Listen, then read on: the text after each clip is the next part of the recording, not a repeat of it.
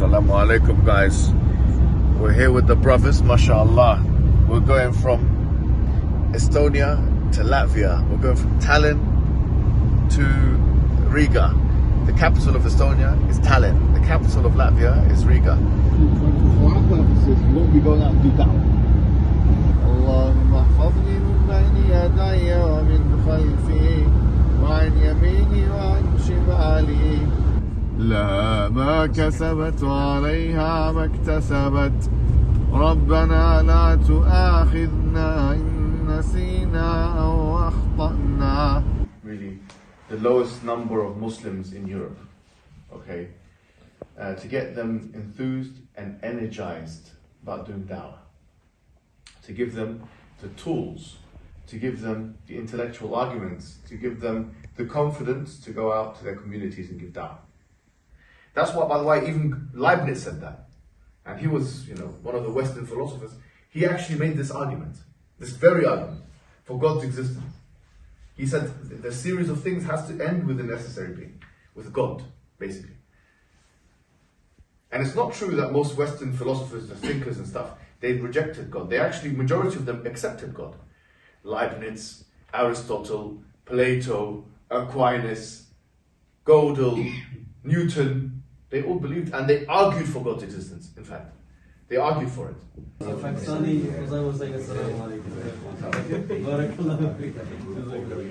So we finished another training. May Allah increase you in strength. I don't know how you do it. We've been on the road the whole day. Probably didn't get a lot of sleep. No, alhamdulillah, bro. I think I enjoy it. I've got a passion for telling people about the da'wah and stuff like that. And we're in the Baltic countries, the least Muslim countries in Europe in terms of population ratio.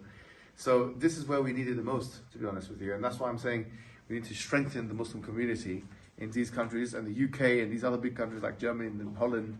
We need to, and Norway, we need to help, but with resources and with all kinds of things, the brothers in the Baltic area, inshallah.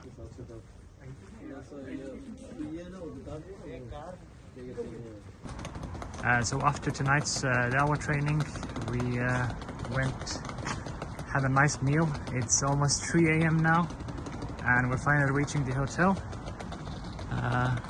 Inshallah, tabarakallah, it's quite a nice and quiet area.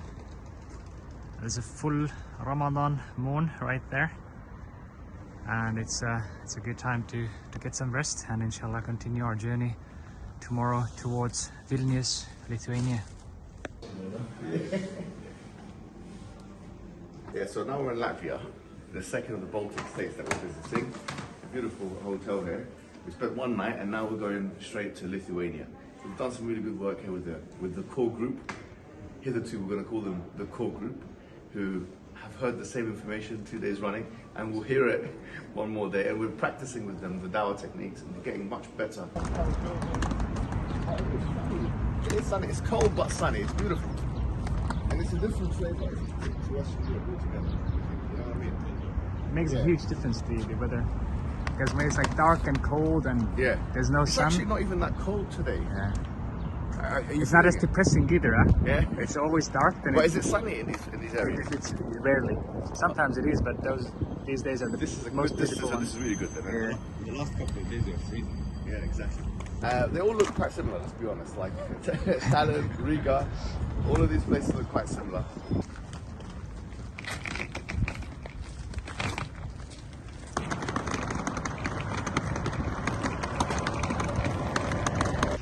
So we did actually find a little bit of time to also see the center of Riga. It's looking quite nice actually. Beautiful. What is this park? Even the dogs here are different. We're here in central Latvia, and this is the Freedom Monument, so-called Freedom Monument. You can see in the top here, there's 3 stars that are presented, and these represent, I think, the 3 Baltic countries that had gotten independence from the Soviet Union. But what I found interesting is the guards here. You've got 2 guards who are kind of performing the same function as you would see outside of Buckingham Palace. I think in Western Europe we think that these traditions and conventions are very particular to British culture. Actually, these guys have very similar things, and they're moving around as well, actually, doing the kind of march that is also done outside of Buckingham Palace. Very interesting. And I just saw somebody come and adjust one of the hats of the guards because they can maybe touch it themselves. Very interesting conventions. أصلح لي شأني كله ولا تكلني إلى نفسي طرفة عين اللهم عافني في بدني اللهم عافني في سمعي اللهم عافني في بصري لا إله إلا أنت اللهم عافني في سمعي اللهم عافني في بصري. Look at that, beautiful. I don't know if you guys can see that, but these birds are just beautifully migration birds migrating from the south to the north.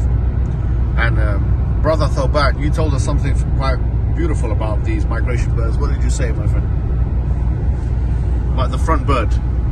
For the birds, so basically when they're flying, they build this like pattern where it's very aerodynamic. Like they make this arrow shape. Yeah. And the bird in the front, he gets to he has to like put the most effort.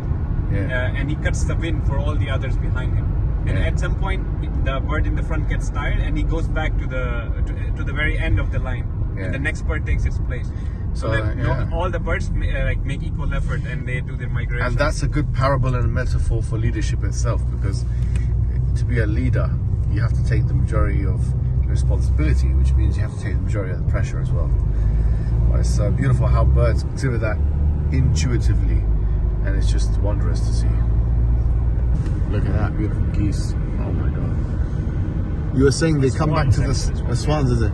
So many of these migrational birds, they come back to the same nests year after year. So they travel thousands of kilometers. They go to some, let's say, African country from Estonia, for example. Oh, and really? SubhanAllah, they come back to the same nest in Estonia, for example. So SubhanAllah, it's how Allah has given them this ability to navigate, really. They use this magnetic fields or whatever to navigate, and SubhanAllah, it's just one of the Unbelievable. So this is the end of this video.